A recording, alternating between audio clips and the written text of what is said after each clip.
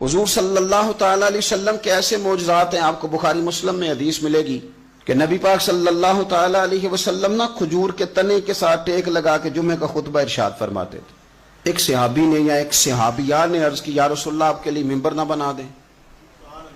فرمایا بنا دو۔ 3 سیڑھیوں والا ممبر بنا دیا گیا، حضور ممبر پہ جلوہ فراز ہوئے، اور جس تنے کے ساتھ ٹیک لگا کے خطبہ دیتے تھے اس کے قریب سے گزر کے گئے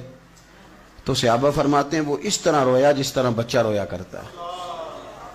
اس کا دل تھا جس نے محسوس کر لیا کہ میں بچھڑ گیا ہوں، اس کی آنکھیں تھیں جس سے اس نے آنسو بہائے، اس کا سینہ تھا جہاں سے ہچکیوں کی آواز آئی تھی، کھجور کا تنا خشک، لیکن حضور قریب سے گزر گئے نا تو وہ رو پڑا کہ مجھے یہ سعادت ملتی تھی تو اب یہ کیا کیفیت ہوئی۔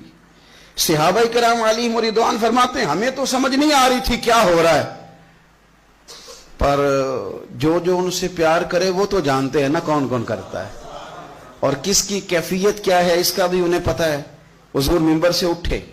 تو صحابہ فرماتے ہیں جس طرح ماں بچے کو گود میں لے کے چپ کراتی ہے تو وہ چپ کر جاتا ہے نا، اس طرح حضور نے اسے سینے سے لگایا،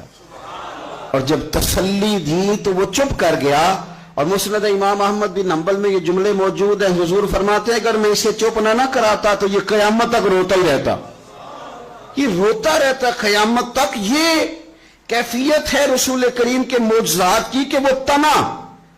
جس کے ساتھ حضور صرف ٹیک لگا دینا اس کے اندر حس پیدا ہو جاتی ہے۔